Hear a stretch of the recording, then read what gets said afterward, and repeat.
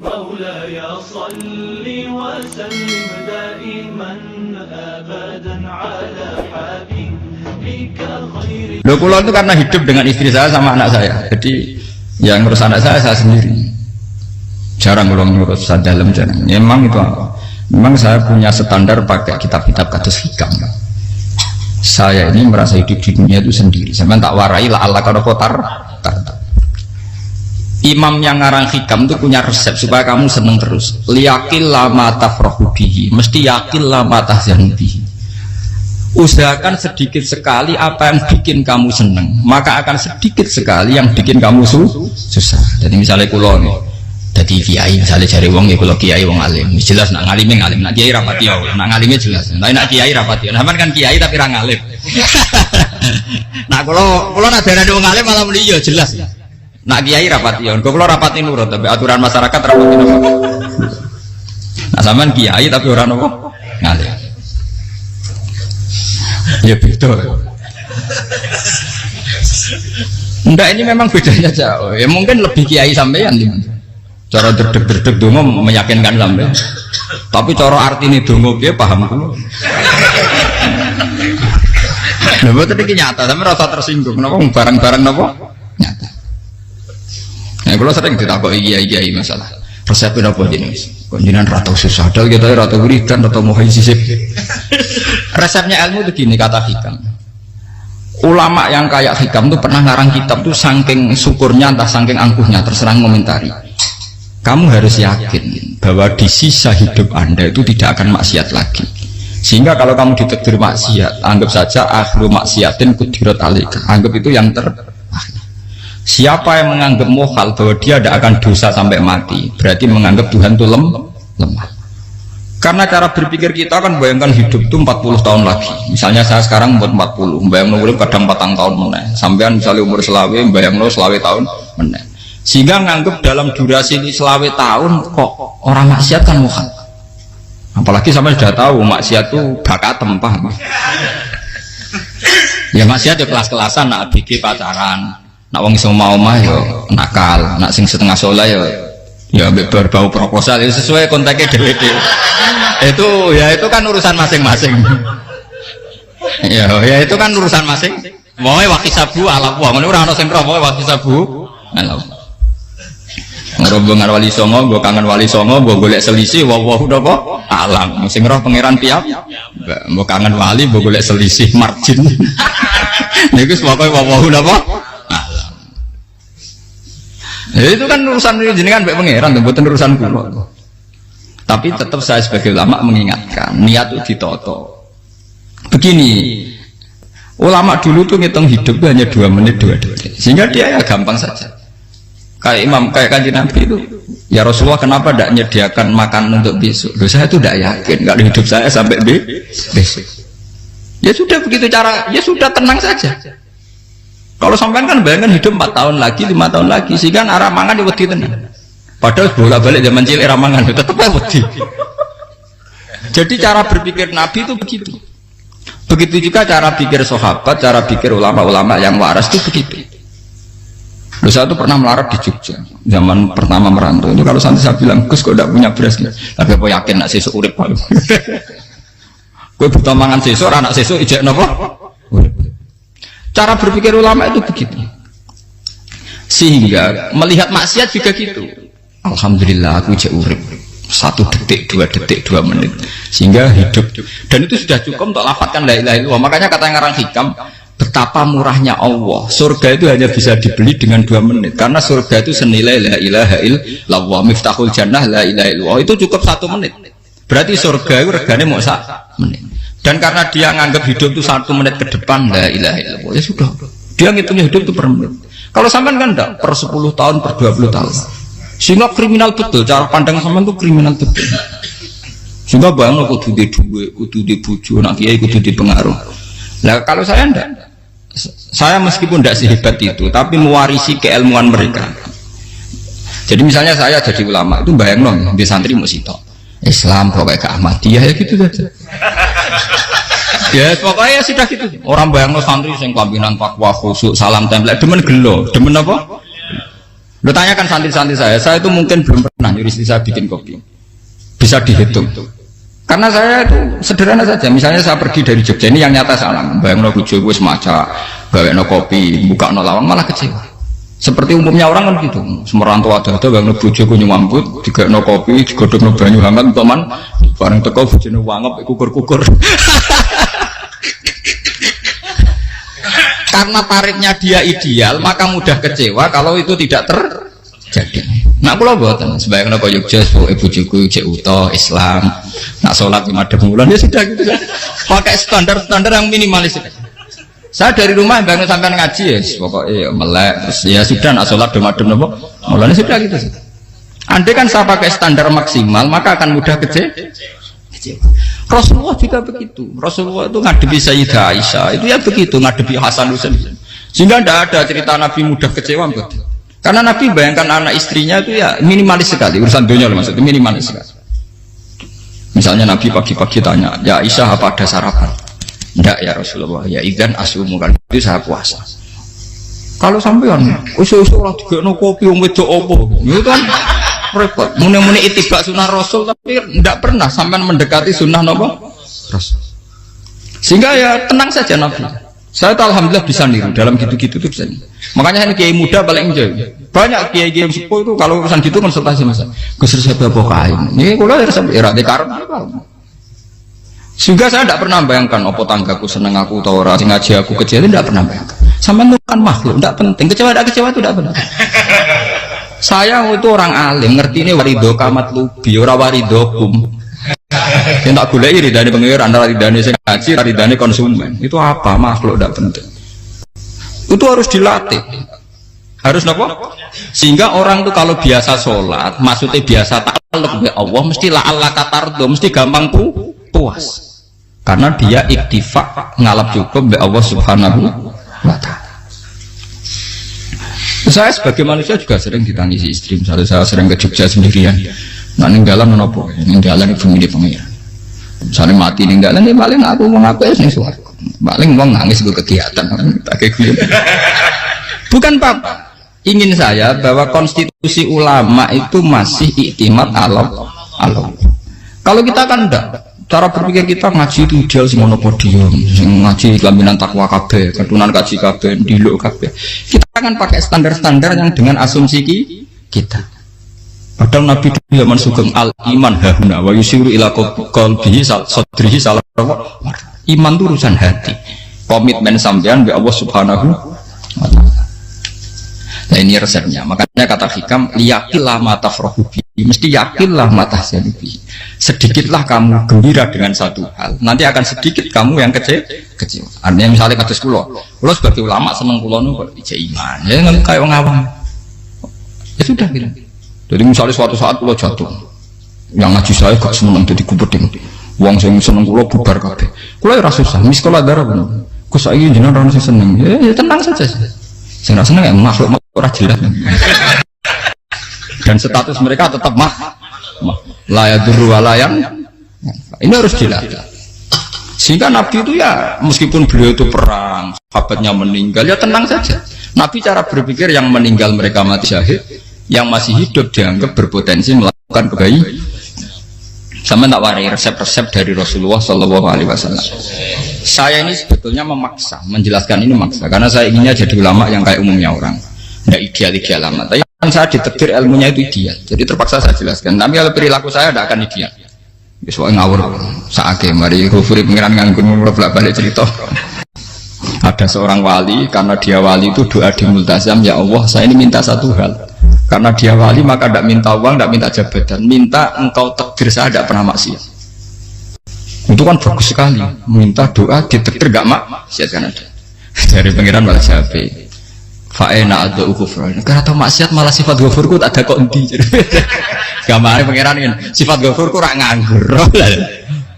Malah tidak ada orang selain Nabi kecuali ditakdir tahu maksiat dan sifat ghafurnya pengiran efektif. Kenapa? Lara sampean kan ghafure mbok kabeh. Dadi karek sajidul iqab. Karena maksiate sampean sering. Jadi sifat ghafure wis berlaku aktif. Saya karek nunggu sifat sajidul iqab. Paham? Paham ya? Itu beda dengan wali-wali. Sifat sadidul iqab mau aktif, mereka tidak punya dosa. Malah pangeran bingung gak kok sifat ghafuril. Apa ada kok ghafur atau dosa? Didakoki sadidul iqab gak tahu maksiat. Jadi pangeran malah sing bingung. Nak kowe ora tau maksiat ghafur kok tak dakoki. Kok ora tau maksiat, wong iku ora tau apa? Didakoki sadidul iqab gak mungkin atau maksiat. Lah pangeran apa dakok ghafur kan syaratnya dosa sik. Sampeyan kan walian. Ghafure wis dientekno. Keseringan kepake, paham ya? Karek nopo? Karek sadidul iqab. Ya itu memang standar Tuhan.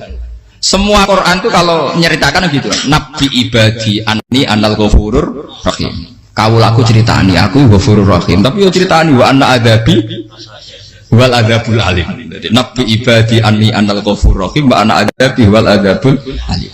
Kalau Nabi Ibrahim, Nabi Muhammad, inna rabbaka lasari'ul iqab. Pangeran cepat nyiksane, tapi wa innahu laghafurur. Jadi dua sifat ini pasti aktif. Dan tentu ulama itu senang sifat ghafur itu, ya meskipun aktif, tapi mereka tidak pernah ngambil fasilitas sifat apa? Kalau baleni malih.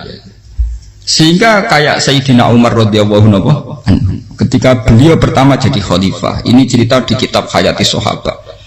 Pertama dia jadi khalifah, orang mengira dia akan ngomong hal-hal yang besar, visi besar tentang negara, visi besar tentang izzatil Islam wal muslim. Tapi ketika Umar pertama pidato begini, ayuhal muslimun ayuhan nas, ana, dari kata Sayyidina Umar, ana hulamun min bani Mahsub, akulu min kholati, saya ini pemuda dari Bani Mahsub. Kecil saya bisa makan karena bulik-bulik saya punya kebun kurma yang kalau saya memanen diopahi beberapa biji, dan itu menjadi kuti wahayati, menjadi saya bisa hidup. Terus wassalamualaikum warahmatullahi wabarakatuh. Orang itu penasaran semua. Orang jadi khalifah pertama dibenem jadi amirul mukminin, pidatonya ngenang masa kecilnya ra kelar mangan, kelare mangan mergo buruh bulike, paham ya? Ngunduh kurma terus dikai tamarotin, beberapa kurma sing dadekno iso, dan itu saya pakai sampai ketemu Allah Subhanahu wa taala. Saya pakai misalnya sekarang saya mulya, misalnya kalau dibilang mulya ya ono sing nyucup, ono sing husnudzon, ono sing hormat, macam-macam sawangane, itu bodoh sekali kalau saya menikmati itu, bodoh sekali. Paling banter nikmati dicucup dihormati itu apa, tapi kalau nikmatnya bisa makan saat itu tuh nyawa. SBY jadi presiden prestasi, Gus Dur jadi presiden prestasi, tapi umpama presiden tetap mangan. Prestasi tertinggi ada bisa makan selisat dirumki gojo-gojo. Makanya Umar mengingatkan, sebetulnya nikmat tertinggi saya itu tidak saat saya jadi khalifah, saat itu kok aku iso mangan, coro gak aku mati. Paham ya? Jadi itu luar biasa. Kita ini kan menjadi angkuh karena ngitung nikmat itu yang besar-besar, punya prestasi, punya. Kalau saya enggak ngitung nikmat ya kelar mangan gak mati, kan gampang. Sehingga saya tidak mudah kecewa karena tarifnya minimalis, gak gampang apa? Jadi misalnya kalau kapan-kapan kok berhubung, Gus ini Tuhan rasanya jangan ngeten-ngeten. Oh makhluk itu ya gak apa-apa. Kalau di status kiai kan seakan-akan ngomongnya sakral, seakan-akan mandi. Tapi nak tak status, oh makhluk itu ngomong-ngomong ya sudah kan. Menjadi kan sudah distatuskan sebagai apa? Makhluk. Tentu makhluk statusnya la yadurru wala yanfa. Di sini ini penting. Orang-orang ahli tauhid tentu tidak punya kesusahan. Innalladzina qalu rabbuna wa tsummas taqamu. Itu mesti tidak ada kesusahan sama sekali. Misalnya ulama-ulama dulu mau mati, ya tenang saja. Mati kedua itu mati paling menantang ya, menyenangkan sekali. Karena mati yang seru itu mati zaman Al-Adam. Misalnya saya kelahiran tahun 70. Tahun 40-50 kan belum ada saya. Itu mati yang sejati karena Al-Adam. Kenapa? Al-Adam tidak ada.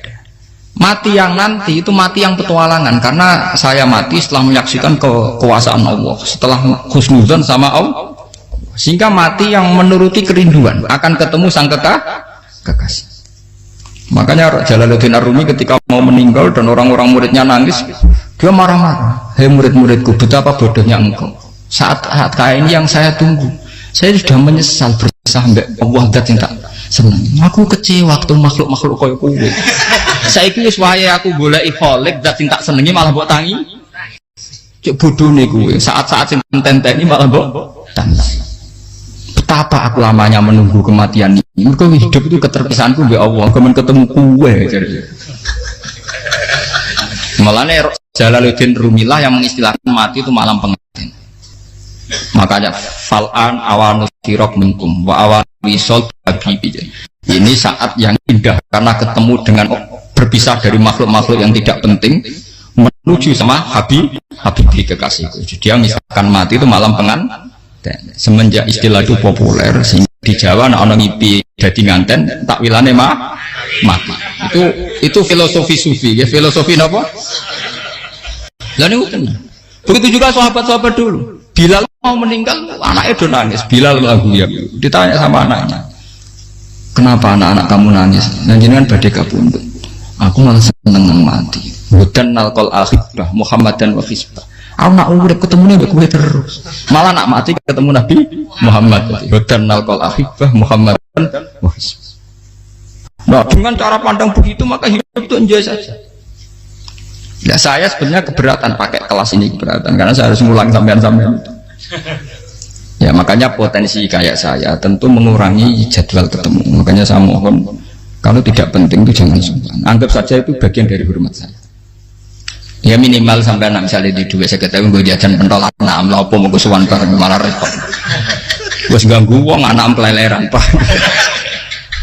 Nah misalnya sampai kepentak kok hukum, uang nak pinter, hukumnya takokan ya ringan, takok kiai tanggam paling bisa. Karena pertanyaan yang ringan tentu ya ringan-ringan saja kan. Gak perlu kiai kali sampai rasa GR. Lo pertanyaannya angel Gus, gak ada sing iso jawab. Uang nak ralim tahke, ku pertanyaannya ya ora patimu tuh. Iku wis kangelan ngoten.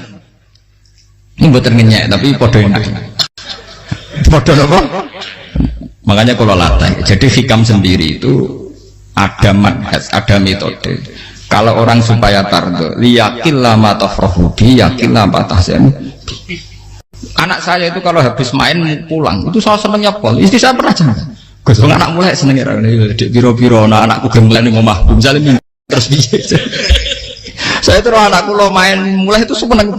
Biro-biro anakku mulai ning omah. Dipanggil anak saya bapak itu senengnya sak boleh. Biro-biro ana sing manggil bapak. Jadi saya pakai standar minimalis sekali. Saya tidak pernah pakai tarif dia anak yang ideal dihormati orang. Sampai anakku sujud nih pangeran, ngerti pentingnya mau tasbih. Makanya anak saya tak namakan tasbihah semua. Itu ya sudah selesai. Saya tidak pernah bayangkan anak saya jadi kayak besar dihormati jemput. Mari gampang kecil. Ya, sekolah kan Sayyidina Umar. Saya pemuda dari Bani Mahzum. Yang kecilnya bisa makan karena buruh bulikku. Akal tuh tamarot. Wah itu saya baca tuh nangis betul. Betapa hebatnya Sayyidina Umar. Mengingatkan ulang bahwa nikmat tertinggi itu ya makan karena makan kaitannya ya, orang jadi bupati, enggak jadi bupati tetap makan. Jadi kalau ngatain saya tarifnya minimalis sekali. Nah, kalau orang sudah makan gitu, lah Allah kata tertentu mudah sekali. Tapi kalau sampai tarifnya ideal harus di mobil, kudu sanggup nih agak. Masuk gue mobil gak sanggup agak. Barang gue sanggup agak, kudu gue penderek. Masuk kiri lu mau juga kok tanpa penderek. Penderek maju. Masuk orang kena dikeloli, jadi malah repot. Akhirnya gue mau ngaju. Harus selingkuh jari sing itu lapor koromene.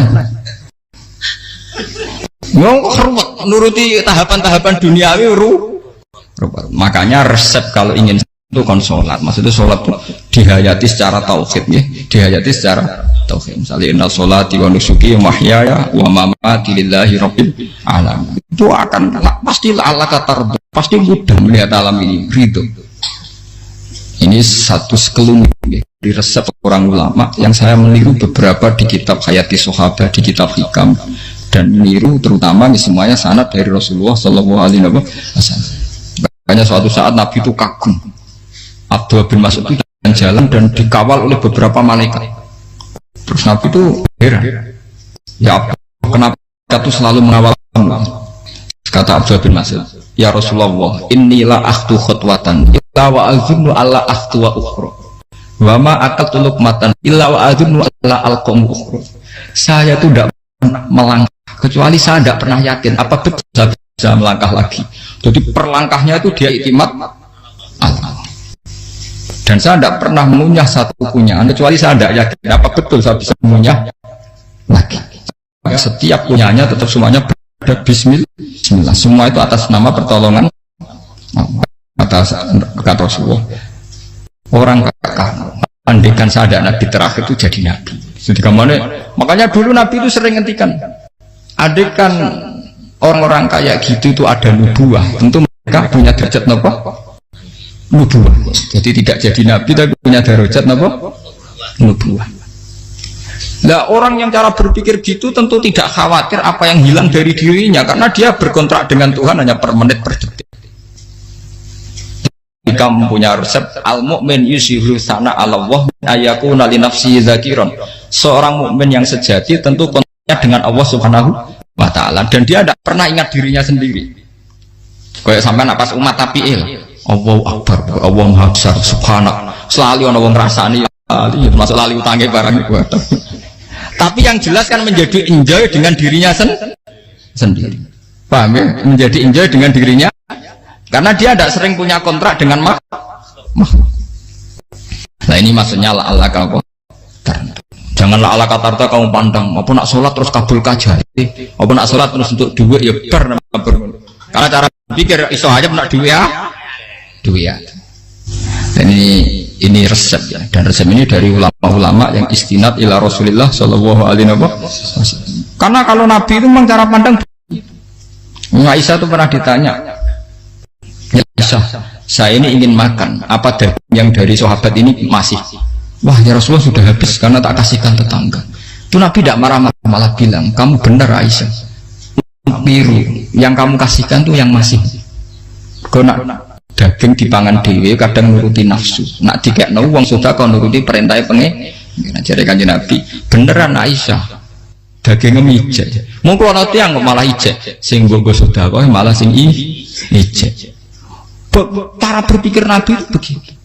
Tapi tahu-tahu disederhanakan sunnah Nabi serbanan. Nah itu kan ya memang itu bagian dari sunnah Nabi, tapi sunnah seharga 10.000. Paham ya? Ya monggo mawon sampean sunnah Nabi serbanan gitu, tapi itu sunnah yang bisa dibeli dengan murah. Hakikatnya sunnah Nabi itu rata-rata bentuknya perilaku, napa? Zaman delok dawuh Aisyah tengene tibak berjanji, kana khuluquhul Qur'an wa shimatuhul ghufran yansahu lil insan wa yafsahu fil ihsan wa ya'fu 'anil dzambi idza kana fi haqqihi wa sababi. Kana khuluquhul Qur'an, Nabi ku akhlak dasare wis kaya Quran tok. Urusane akhlak. Wasimatuhul ghufron, ciri utama sifatnya Nabi gampang nyepuro. Yang sohulil insan, dan Nabi punya niat baik pada seluruh manusia. Wayaf sahufil ihsan, sering melakukan ihsan. Dan sunnah Nabi ngoten kan luwih sering kulo Quran ya wis hafal mulang. Wasimatuhul ghufron kulo gampang nyepuro, sampeyan ngaji angop ora tau tamu. Yang sohulil insan, kulo bedina nate tiyang mulang. Wayak sahufil ihsan tak gawe gampang. Kula mulai ora tau itu sakmene kudu podium kudu wong dilo ya ora. Pokoke akhir kiamat dia ya madhep mulon ya sudah. Loh itu kan dawuh Aisyah ketika ditanya kaifa kana khuluqu Rasulillah. Dan itu semua dijawab oleh ahwal, oleh sebuah perilaku.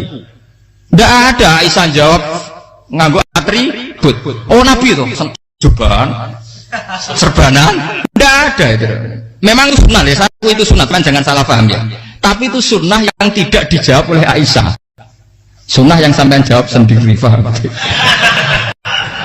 Aisyah yang istrinya Rasulullah ketika ditanya kaifa kana khuluqu Rasulillah, beliau jawab kana khuluquhul Qur'an wa simatuhul ghufran yansahu lil insan wa yafsahu fil ihsan. Semuanya akhwal wa ya'fu 'anil dzambi idza kana fi haqqihi wa sababi wa idza dia haqqu wa lam yakun li ahadi marra'ahu badihatan haba wa idza ta'ahul miskinu ajaba yaqulul haqqa walau kana murra wa la yukmiru lil muslimin hisaw wala. Semuanya itu akhwal, satu perilaku sosial. Saya mengakui kalau serbanan sunnah ya, saya ngakui. Tapi sunnah terus karena saya mewakili yang akhwal tadi, yang apa? Lah mungkin untuk sampeyan monggo kalau untuk ngisi sunnah. Tapi mbok ya adil itu. Ini bukan kritik mboten nggih. Yang meyakini serban sunat kan sudah banyak dan itu bagus. Tapi cobalah juga meyakini ahwalu Rasulillah. Maka Makanya mansanna sunnatan itu rata-rata ulama maknani siapa yang ikut sunnahnya Nabi. Rata-rata ulama nafsir ahwalu Rasulillah wa af'alu, perilaku sosial Rasul. Makanya terusannya wa idza ja'ahul miskinu ajaba, kalau dipanggil orang miskin ya datang. Ya maksudnya ada harus orang miskin manggil pas resepsi kawin boten. Misalnya ono wong melarat kuwi di sepeda motor, wong melarate yo ngeteroni puskesmas ya mbok terno. Wong melarat loro yo nukono misale apa minyak kayu putih mbok tekani. Ora kok ngerti-ngerti mbok ngurusan walimatul urus sing wajib piye lho. Payah. Yo lan jauh miskin aja pe ora ono hadise urusan walimatul urus mboten. Kalau orang miskin manggil ya dalam riwayat hadis ya Nabi sering dipanggil orang miskin, ya Rasulullah mbok datang ke rumahku ada apa, terus ya Nabi saya tuh ingin rumahku sing elek jenengan nanti sholat temriku, ya Nabi datang ya sholat aja ya ada jaman fi ayyi makanin aradta an usolliya fi, kamu di tempat mana kamu seneng sholat temriki ya Rasulullah, ya Nabi sholat senudang ya waras pisan kenangan mbek Nabi kok mae dienggo sholat Nabi ampean tahu tanggung kiai kon sholat kon promosekno anakmu iku paham. Ya itu nggak nunggu kersane ketampi PNS padahal kiai ini dia anak era PNS. Kalau dulu kan sahabat ngundang Nabi itu ya gitu ya Rasulullah saya itu ingin sekali engkau sholat di rumahku fa'attakhidahu musollan, kemudian tempat yang pernah engkau sholati mau tak pakai musola pribadi. Makanya masjid kiblat itu rumahnya sahabat, karena dulu Nabi pernah sholat di satu tempat adalah ono perintah tahlilul kiblat itu di rumahnya sahabat. Sahabat dulu itu kalau ngaturi Nabi itu kenanya ingin Nabi pernah sholat di situ. Ya ilmu ngeten ini muntah. Ya untungnya ten kula, jadi ono sing eling-eling, Bang. Nah, teman kudu syukur ya, artinya syukur ya. Orang kayak saya itu tidak usah sampean dikte-dikte ngikuti hukum adat. Kalau ngoten sampean gelo mergo kula ora iso teko, kula ya gelo perkarane ulama kok mbok atur. Makanya saya sering guyon cerita, saya itu kalau di pasar Pandangan dulu itu anyaran boyong sering di pasar, ditanya sama Gus wong alim kok di pasar, piye? Aneh tuh, ya aneh kuwi. Aneh piye? Bodohnya wong alim. Kadang masyarakat itu tidak sadar keanehan dirinya sendiri. Mereka enak saja merasa kalau orang alim ke pasar itu aneh. Mereka tidak sadar orang bodohnya wong alim ya aneh. Enak saja mereka mikir sepi. Faham ini supaya sampean Allah kan apa tar. Makanya untuk Rasulullah Nabi itu sering ngendikan ana tamu hormati, tapi etika mertamu di Rasulullah itu walakin idza du'aitum, mertamu Nabi itu ditimbali walakin idza du'itum du'iya mabni majhul, ketika kamu ditimbali jadi ya ayyuhalladzina amanu la tadkhulu buyutan nabiyyi illa ayyudzana lakum, jadi untuk sowan Nabi itu nunggu di meskipun sahabat tuh rindu Nabi tidak berani sowan ke dalamnya Nabi. Kalau ingin ketemu Nabi di bareng pas sholat jamaah, karena Nabi pasti keluar di mas. Andai kan Nabi lima tamu di rumah, ya rasido dadi Nabi. Aman nompo tamu.